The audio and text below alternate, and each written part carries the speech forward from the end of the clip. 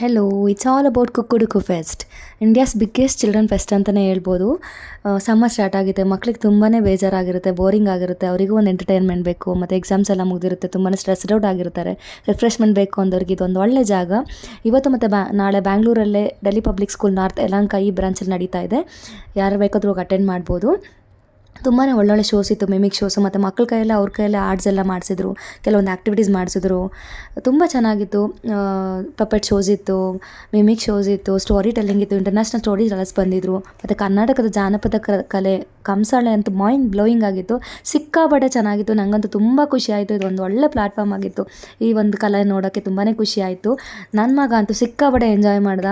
ಅವನಿಗೆ ಸಿಕ್ಕಾಪಟ್ಟೆ ಖುಷಿ ಆಯಿತು. ಒಂದು ಒಳ್ಳೊಳ್ಳೆ ಅವನಿಗೆ ಬೇರೆ ಬೇರೆ ಥರ ಎಕ್ಸ್ಪೋಜರ್ ಸಿಕ್ತು. ಇಡೀ ದಿನ ಅವನು ಸ್ವಲ್ಪನೂ ಬೇಜಾರು ಮಾಡ್ಕೊಳ್ದೆ ಎಂಗೇಜ್ ಆಗಿದ್ದ. ಅವ್ನು ಚಿಕ್ಕ ವಯಸ್ಸಾದರೂ ಕೂಡ ಸಿಕ್ಕಾಪಟ್ಟೆ ಎಂಜಾಯ್ ಮಾಡ್ದ. ಒಂದು ಒಳ್ಳೆ ಎಕ್ಸ್ಪೋಜರ್ ಸಿಕ್ತು ಅವನಿಗೆ. ಅದೇ ಥರ ಎಲ್ಲ ಮಕ್ಕಳಿಗೂ ಏಜ್ ವೈಸು ಡಿಫ್ರೆಂಟ್ ಸ್ಟೇಜಸ್ ಹಾಕಿ ಅವರಿಗೆ ಏಜ್ ತಕ್ಕಂತೆ ಒಂದು ಸ್ಟೇಜಸ್ನ ಅರೇಂಜ್ ಮಾಡಿ ಡಿಫ್ರೆಂಟ್ ಶೋಸ್ನ ಮಾಡಿದರು. ತುಂಬ ಚೆನ್ನಾಗಿತ್ತು. ಮಕ್ಕಳಿಗೆ ಒಂದು ಒಳ್ಳೆ ಪ್ಲ್ಯಾಟ್ಫಾರ್ಮ್, ಅಲ್ಲದೆ ಫ್ಯಾಮಿಲಿಗೆ ಎಂಟರ್ಟೈನ್ಮೆಂಟ್ ಕೂಡ ಆಗಿತ್ತು. ಶಾಪಿಂಗು, ಫುಡ್ ಸ್ಟಾಲ್ಸು ಎಲ್ಲ ಇತ್ತು. ಮತ್ತು ಅವರೇ ರಾ ಮೆಟೀರಿಯಲ್ಸ್ ಪ್ರೊವೈಡ್ ಮಾಡಿದರು ಮಕ್ಕಳ ಆ್ಯಕ್ಟಿವಿಟೀಸ್ಗೆ, ಎಲ್ಲ ಫ್ರೀ ಆಫ್ ಕಾಸ್ಟಲ್ಲಿ. ಪಾಸಸ್ ಕೂಡ ಅಫೋರ್ಡಬಲ್ ಪ್ರೈಸಲ್ಲೇ ಇದೆ. ವೆನ್ಯೂದಲ್ಲೂ ಸಿಗುತ್ತೆ. ಬುಕ್ ಮೈ ಶೋ ಅಥವಾ ಕುಕ್ಕುಡುಕು ವೆಬ್ಸೈಟ್ ಕೂಡ ಚೆಕ್ ಮಾಡಿ. ತುಂಬ ಚೆನ್ನಾಗಿತ್ತು. ಯಾರಿಗಾದ್ರೂ ಇಂಟ್ರೆಸ್ಟ್ ಇದ್ದರೆ ನಾಳೆ ಕೂಡ ಬ್ಯಾಂಗ್ಳೂರಲ್ಲಿ ನಡೀತಾ ಇದೆ, ಅಟೆಂಡ್ ಮಾಡಿ. Thank you.